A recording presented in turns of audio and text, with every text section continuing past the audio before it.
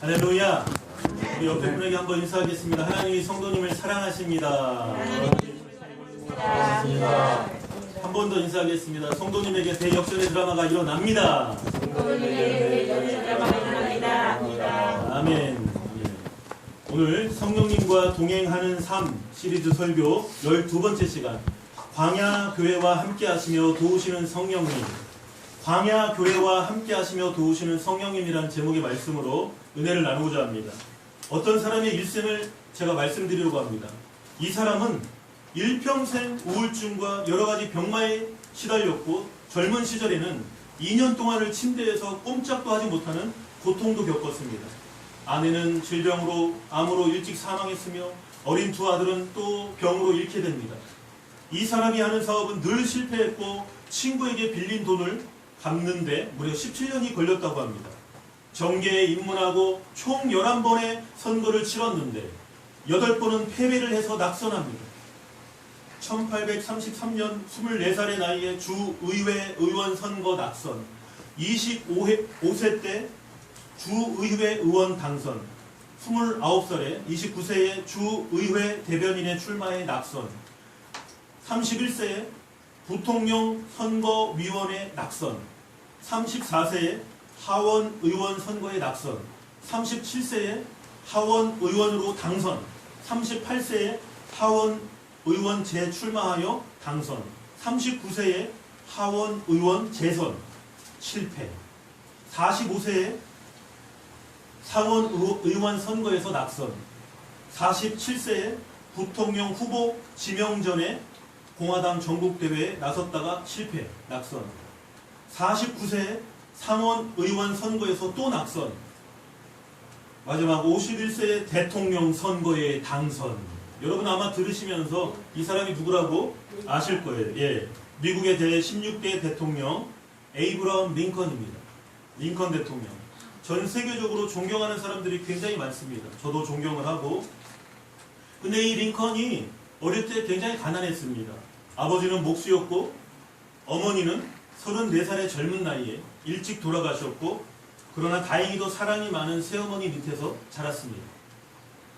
그런데 마르팡 증후군이라고 육체적으로는 팔과 다리가 비정상적으로 길어지며 척추나 다리가 휘기도 하고, 정신적으로는 신경쇠약이 합병증입니다. 그래서 이 링컨이 사업에 실패를 인생을 살아가면서 3번을 했고 정신병원에 입원도 했습니다. 평생을 한 번도 순탄한 삶을 살지 못했던 것 같아요. 그러나 링컨은 자신이 대통령이 된 비결이 어머니가 주신 성경책이라고 말했고, 나는 어려울 때마다 무릎을 꿇고 기도한다. 그러면 신기하게도 내가 알지 못했던 지혜가 떠오른다. 이렇게 고백했습니다. 링컨의 삶을 보면 정말 광야교회를 살았어요. 링컨의 광야교회에서 성령님은 링컨을 도우셨고 함께 하셨습니다. 믿으시면 아멘. 아멘. 백악관을 기도실로 만든 대통령 링컨이라는 책에 보면, 제가 몇 번을 읽었는데 거기 보면 이런 내용이 나와요. 어떤 사람이 백악관에 방문을 해서 밤에 자고 있는데 어디서 시끄러운 소리가 나서 복도에 불빛을 따라가 보니 링컨 대통령이 자기 집무실에서 간절히 하나님 앞에 기도하는 거예요. 하나님, 저는 아무것도 아닙니다. 저는 부족합니다. 저는 정말 아무것도 못합니다. 하나님 도와주시옵소서. 하나님이 도와주셔서 정말 정치, 경제, 사회, 문화, 국방, 교육, 외교, 안보 정말 이 나라를 살려주시옵소서. 그렇게 간절히 기도했다는 거예요. 링컨은 늘 성령을 의지했습니다. 늘 성령께서 도와주셨어요. 아멘. 광야는 지리학적으로 거칠고 거주하기가 부적당한 경작지로 사용하기가 힘든 넓은 지역을 말합니다. 그러나 그러니까 성경에서는 광야란 말이 황무지의 사막지역, 바위투성이의 산악지역을 말합니다. 그러니까 한마디로 얘기하면 물도 얻기 힘들고 먹을 것도 없고 잠잘 곳도 마땅치 않고 사람들이 살기에 정말 불편하고 힘든 땅이 광야라는 것입니다. 그런데 이스라엘 백성들 보세요. 한 달도 안 걸리고 2주나 3주면 들어가는 가나안 땅에, 세상에 홍해 바다가 갈라지는 기적을 체험하고 나왔는데 광야에서 헤매다가 무려 40년을 방황하다가 가나안 땅에 들어가잖아요. 그만큼 연단받고 훈련받고 이스라엘 백성들이 변화되고 그런 시간이 있었는데 광야에서 하나님께서는 이스라엘 백성들을 낮에는 구름 기둥으로 밤에는 불 기둥으로 그리고 만나와 메추라기를 시마다 때마다 보내주셔서 단백질 보충해 주시고 비타민 보충해 주시고 그래서 살아갔던 거예요. 가뭄이 들었을 때는 또 비를 내리셔서 또 갈증이 해결되게 해주시고. 그런데 오늘 본문 사도행전 7장에 순교자 스데반의 설교에서 여러 명의 광야 같은 인생이 나옵니다. 이 스데반이 공회에서 변증한 이 내용인데 저번 시간에 말씀드린 것처럼 백성과 장로와 서기관들이 스데반을 잡아와가지고 공회에 세우고 종교재판에 세우고 거짓 증인까지 세워서 공격을 했습니다. 그런데도 수많은 적들과 대제사장 앞에서도 저번 시간에 말씀드린 것처럼 천사의 얼굴과 같다고 그랬어요. 스데반의 얼굴이. 저와 여러분의 얼굴이 이런 얼굴이 되시기를 주님의 이름으로 축원합니다. 아멘. 스데반이 믿음의 조상인 아브라함을 먼저 언급합니다. 오늘 설교 중에 아브라함이 가나안 땅에 들어가 처음 도착한 곳이 세겜 땅이었습니다. 거기서 약속을 다시 받고 베델 동편으로 옮겼다가 기근으로 인하여 애국으로 갔다가 다시 베델과 아이 사이로 돌아왔습니다. 이처럼 아브라함은 약속의 땅 가나안에 도착했지만 늘 나그네처럼 살았어요. 편하게 살지 못했습니다. 겨우 땅을 마련하긴 했는데 그것은 거주지가 아닌 막벨라에 있는 무덤이었습니다. 아브라함은 75세에 하란을 떠났고 25년을 기다려서 100세의 아들을 낳았습니다. 아들 이삭을 낳았습니다. 사라의 나이 90세. 그래서 아브라함이 가나안에 도착해서 막벨라 굴을 산 때가 아브라함이 137세였어요. 52년 동안 자기 소유의 땅 한 평도 없었고 25년 동안 자식이 없다가 100세의 아들을 낳았는데 무려 52년 동안 나그네처럼 살았다는 것입니다. 오늘 본문 사도행전 7장 5절에 보면 그러나 여기서 발 붙일 만한 땅도 유업으로 주지 아니하시고 다만 이 땅을 아직 자식도 없는 그와 그의 후손에게 소유로 주신다고 약속하셨으며 아브라함의 광야교회였던 것입니다. 그러나 아브라함은 이 광야교회를 잘 섬겼습니다. 그 척박한 땅에서도 하나님께 기도하고 하나님의 약속을 붙들고 살았어요. 약속 붙들고 산 거예요. 약속 붙들고. 광야교회의 고난을 이겨내서 믿음의 조상이 될 수 있었던 것입니다. 믿으시면 아멘 하시기 바랍니다. 아멘. 그 다음에 스데반이 이삭, 야곱을 잠깐 언급하고 또 이제 요셉의 광야학교를 언급합니다. 자, 아브라함의 광야학교를 말씀드렸습니다. 자, 두 번째 요셉의 광야학교를 오늘 스데반의 설교를 통해서 알 수가 있습니다.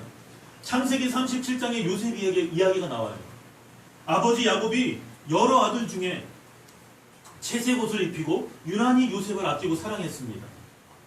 그래서 그렇게 더 사랑하니까 10명의 형들이 10명의 배다른 이복형들이 요셉을 미워하기 시작했다고 나옵니다. 성경에.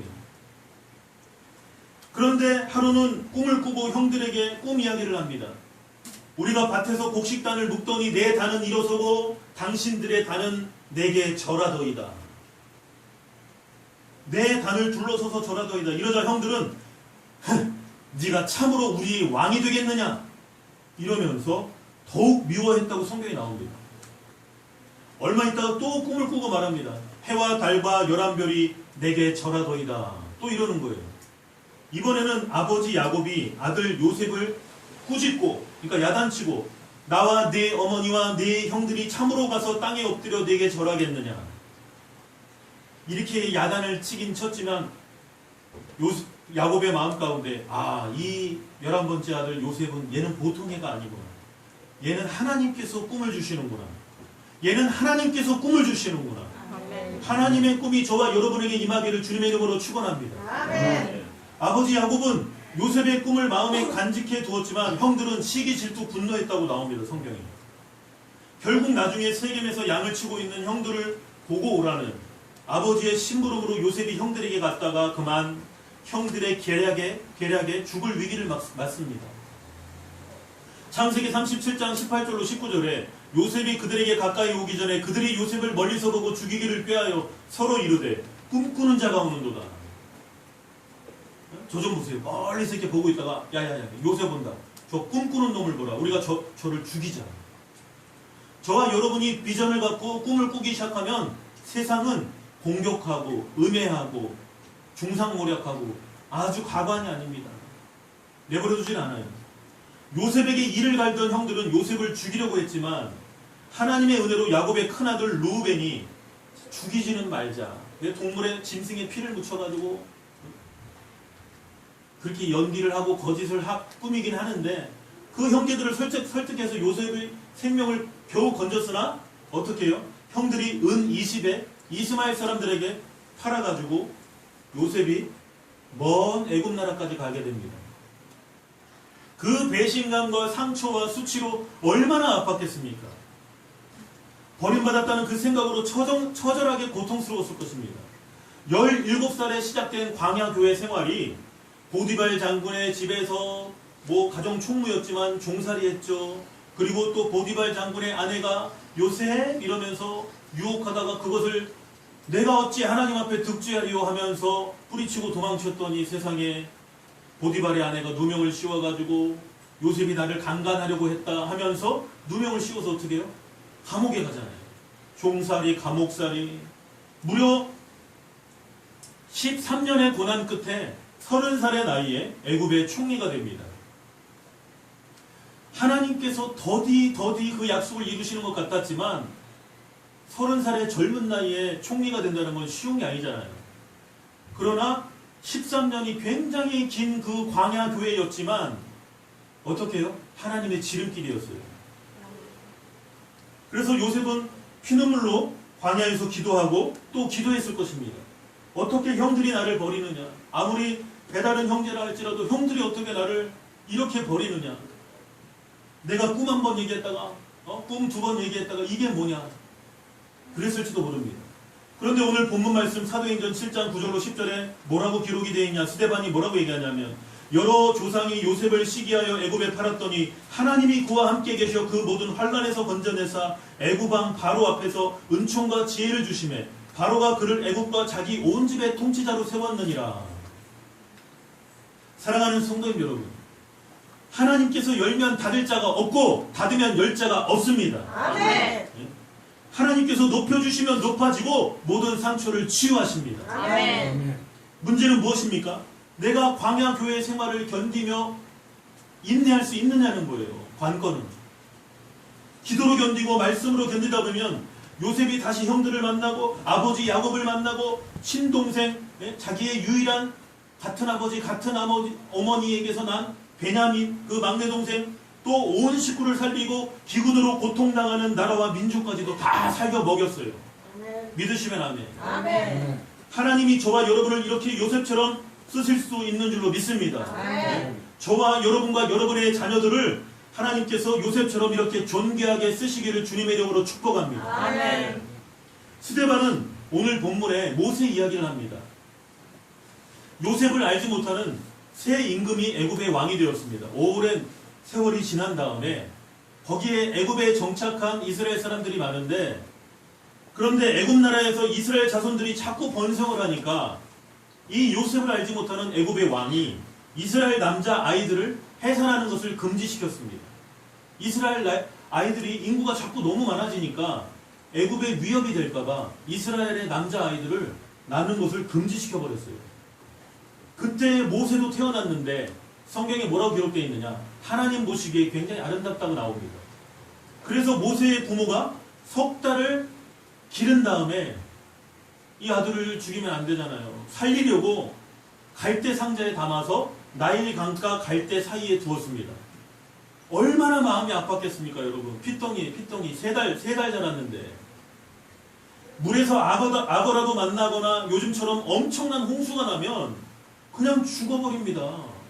그런데 부모는 살리려고 유일하게 할 수 있는 방법이 하나님께 맡기는 거예요. 그 애국 왕의 그 감시자들이 산에 아이가 있는 걸 알면은요, 바로 그냥 죽이거든요. 근데 이 모세의 부모가 이 아들을 살리려고 굉장히 아름답고, 아이는 다 이쁜데, 모세는 특출했던 것 같아요. 성경에 아름답다고 나오는데. 그러니까 이 아이를 살리기 위해서 그렇게 갈대 그 사이에 낳는데, 하나님께 맡긴 거죠, 사실은. 하나님, 이 아이를 살려주세요. 누가 좀 제대로 데려가게 해주세요. 그랬더니 기도 응답을 받았습니다. 홍수가 나면 죽을 수도 있는데 다행히도 바로의 딸이 목욕하러 나일강으로 내려왔다가 갈대 사이에 상자를 보고 시녀를 시켜 가져오게 했습니다. 그래서 데려다가 키웠습니다. 모세는 애굽의 왕자로 잘 먹고 잘 자랐어요. 그 다음에 그러던 어느 날 이제 애굽의 왕자로 40년을 호의호식하면서 살았는데 그래도 신앙은 잊지 않았던 것 같아요. 난 이스라엘 사람이고 난 하나님을 믿는 사람이고 이런 게 있었던 것 같아요. 나이 40살에 그 형제 이스라엘 자손을 돌볼 생각을 하고 한 사람이 원통한 일을 당함을 보고 그 원수를 대신 갚아주겠다고 무슨 일을 했을까요? 예주 학생 맞출 수 있어요? 모세가 무슨 일을 했을까요? 애굽 사람하고 이스라엘 사람이 싸움이 붙었는데 그만 이스라엘 사람이 당하고 있으니까 애굽 사람 한 명을 쳐 죽였습니다. 이 모세는 좀 혈기가 있었던 것 같아요. 다음날 그래서 쳐 죽였는데 그냥 넘어갔나 봐요. 이게 덮었습니다. 그런데 다음날 이스라엘 사람끼리 싸움이 붙었는데 이스라엘 사람들이 이 애굽 땅에서 오래 살다 보니 이제 노예가 됐어요. 그런데 자기끼리 싸움이 붙었어. 근데 모세가 와서 화해를 시키려고 했는데 친구를 이렇게 괴롭히고 해치던 사람이 모세를 밀치면서 이렇게 얘기합니다. 네가 어제는 애굽 사람을 죽인 것 같이 또 이제는 나를 죽이려고 그러냐. 그 말을 듣고 모세가 그만 겁에 질려가지고 왕자인데 애굽의 왕자인데 왕가의 한 사람인데 왕족의 한 사람인데 그 말을 듣고 도망쳐버리고 미디안 땅으로 도망쳤습니다. 왜? 살고 싶어가지고. 거기서 십보라라는 여인을 만나고 장인 이드로와 함께 살면서 양을 치고 아들 둘을 낳았습니다. 미디안 땅에서. 다시 요셉의 1기를 넘어 이제 2기 시대가 열린 거예요. 애굽의 왕자로 40년 때에 미디안으로 도망쳤고 다시 미디안 땅에서 40년을 지냈는데 나이 80세에 시내산 광야 가시나무 떨기 불꽃 가운데서 하나님의 음성을 듣게 됩니다. 오늘 본문 사도행전 7장 33절로 34절에 주께서 이르시되 네 발의 신을 벗으라 네가 서 있는 곳은 거룩한 땅이니라 내 백성이 애굽에서 괴로움 받음을 내가 확실히 보고 그 탄식하는 소리를 듣고 그들을 구원하려고 내려왔노니 이제 내가 너를 애굽으로 보내리라 하시니라. 아멘. 모세의 인생의 산막 극장이 열린 거예요. 인생은 80부터 자 무엇으로요? 하나님께서 미션을 사명을 모세에게 주신 거예요. 80세의 나이인데 애굽에서 이스라엘 백성들을 출애굽시키는 위대한 일을 미션을 맡기신 것입니다. 모세의 마지막 40년은 애굽과 홍해와 광야에서 수많은 기사와 표적을 행했습니다. 하나님의 그 수많은 하나님의 기적을 이스라엘 백성들에게 경험하게 했어요. 하나님의 도구요 하나님의 은혜인 모세의 삶이었습니다. 저와 여러분도 이렇게 하나님의 귀한 도구로 쓰임받기를 주님의 이름으로 축복합니다. 아멘. 예수님의 이름으로 김석창, 김혜연, 오지연, 오하연, 김나영 청년들과 김예주 학생은 모세처럼 이렇게 한 시대에 크게 쓰임받을 지어다. 아멘. 쓰임받을 지어다. 아멘. 네. 아멘 하면 되는 거예요. 그대로 되는 거예요. 왜? 하나님이 하시는 거예요. 스데반은 오늘 본문 사도행전 7장 37절에 이 계속해서 오늘 스데반의 설교인데 하나님이 너희 형제 가운데서 나와 같은 선지자를 세우리라 하던 자가 곧 이 모세라 이렇게 얘기합니다. 공회에서 신명기 18장 15절의 말씀을 인용하면서 스데반은 모세가 얼마나 하나님께 인정을 받았는지를 보여주고 있습니다. 그것을 변증합니다. 비록 모세가 가나안 땅을 앞에 두고 들어가지 못하고 하나님께서 데려가셨지만 사명자는 그렇습니다. 여러분 사명자는 하나님이 주신 사명을 완수하면 하나님이 데려가시는 것입니다. 아까 말씀드렸던 에이브라함 링컨 대통령의 삶이 끝에 이래 총으로 암살돼서 죽었지만 사람들의 눈으로 볼 때는 굉장히 불쌍한 죽음이지만 남북전쟁을 승리로 이끌고 흑인 노예 해방 선언을 하고 대통령이 돼서 좋은 일을 많이 하고 자기 사명 완수하니까 하나님께서 데려가신 거예요. 사명자는 사명을 완수하기 전까지는 그러나 결코 죽지 않습니다. 아멘. 우리 행복교회 모든 성도들이 이러한 담대한 사명의식과 믿음으로 사시기를 축복합니다. 아멘. 주님의 이름으로 축복합니다. 아멘. 오늘 본문 맨 끝에 너무나도 중요한 말씀 사도행전 7장 38절을 다시 한번 읽겠습니다. 시작. 신의 산에서 말하던 그 천사와 우리 조상들과 함께 광야 교회에 있었고 또 살아있는 말씀을 받아 우리에게 주던 자가 이 사람이라. 아멘. 너무나도 중요해서 제가 다시 한번 읽어드리겠습니다. 신의 산에서 말하던 그 천사와 우리 조상들과 함께 광야 교회에 있었고 또 살아있는 말씀을 받아 우리에게 주던 자가 이 사람이라. 누구요? 모세요. 사랑하는 우리 행복교회 성도님 여러분, 사람이 언제 신앙이, 언제 믿음이 가장 좋습니까? 광야에 있을 때예요. 광야 교회를 섬길 때. 다윗을 기억하십시오. 다윗의 시편에, 자, 시편 150편 전체 중에서 다윗의 시가 3분의 2가 넘는다고 그러는데, 다윗의 시가 언제 지어졌느냐? 다윗이 사울 왕에게, 장인어른이에요. 사울 왕의 생명의 위협에 쫓겨다닐 때, 그때 시를 많이 창작했어요. 또 아들 압살롬이 반역을 해서 살기 위해 도망쳤을 때 또 시를 지었습니다. 고난의 때, 광야 교회에 있을 때 시를 지었다는 거예요. 압살롬에게 쫓겨다니면서 시편 3편 5절 6절에 내가 누워 자고 깨었으니 여호와께서 나를 붙드심이로다. 천만인이 나를 애워싸 진친다 하여도 나는 두려워하지 아니하리이다. 아멘. 아멘. 광야의 때, 고난의 때 신앙이 살아있고 믿음이, 진짜 믿음이 나옵니다. 광야교회에서 살아있는 말씀이 나오는 것입니다. 살아있는 말씀을 전한 모세처럼 저는 제가 그렇게 되기를 소망합니다. 아멘. 기도합니다. 아멘. 제가 주중에 제 아내가 사모님이 수고했다고 처가댁에 예주와 함께 자 그래 쉬고 오라고, 이제 장인어른도 편치 않으시고 이래서 쉬고 오라고 그랬어요. 제가 그런데 주중에 깨달았습니다. 예? 주중에 깨달았어요. 주중에 광야교회를 더, 광야 가정을 더 경험했어요. 뭐냐? 아, 이래서 독거노인들이 혼자 살다 죽는구나. 아유, 아내가 해놓은 밥, 또 이제 며칠 지나니까 이제 제가 밥을 할 수 있으니까 하긴 하는데, 혼자 밥 먹고, 혼자 텔레비 보고, 또 집에 있다가 교회 갔다가, 사모님과 예주가 있을 때, 아내와 예주가 있을 때, 아침 새벽에 나갔다가 밤늦게 들어오는 건 여전히 똑같지만 그래도 밤늦게 들어오면 이야기라도 잠깐이라도 하잖아요.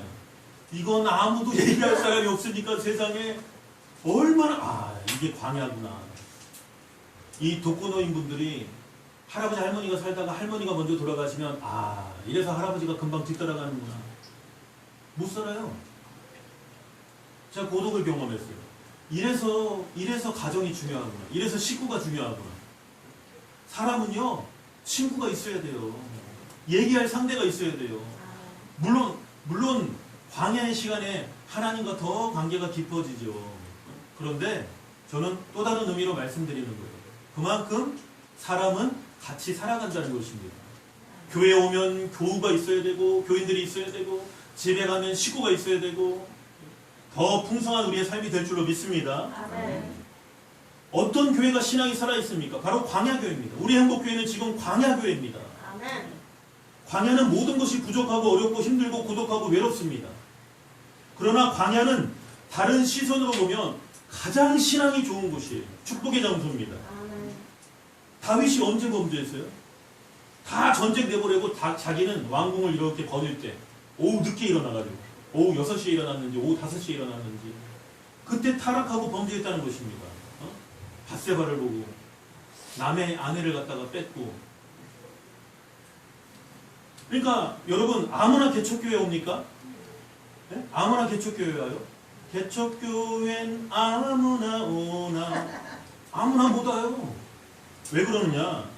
사업의 인맥과 네트워크를 구축하기 위해서 큰 교회에 나가거나 자기가 경조사 챙겨준 거 받아먹으려고 또 챙겨주는 것 때문에 여러 가지 인간관계 때문에 또 혹은 편하게 신앙생활하거나 숨어서 신앙생활 하려고 대형교회, 큰교회 나가는 사람 의외로 많습니다. 개척교회는 믿음이 부족하거나 사명이 없으면 절대로 못 나옵니다. 여러분 여기 나오신 여러분 믿음 굉장히 좋은 거예요. 아무나 못 나와요. 아무나. 제가 참 어떨 때 보면 신기해요. 저와 여러분의 믿음을 하나님은 다 보십니다. 아멘. 오히려 훈련과 연단과 축복의 장소구나. 광야교회를 감사하시기를 주님의 이름으로 축복합니다. 아멘. 미국의 찰스 스윈돌 목사님은 모세가 광야에서 박사학위 4개를 받았다고 얘기했습니다.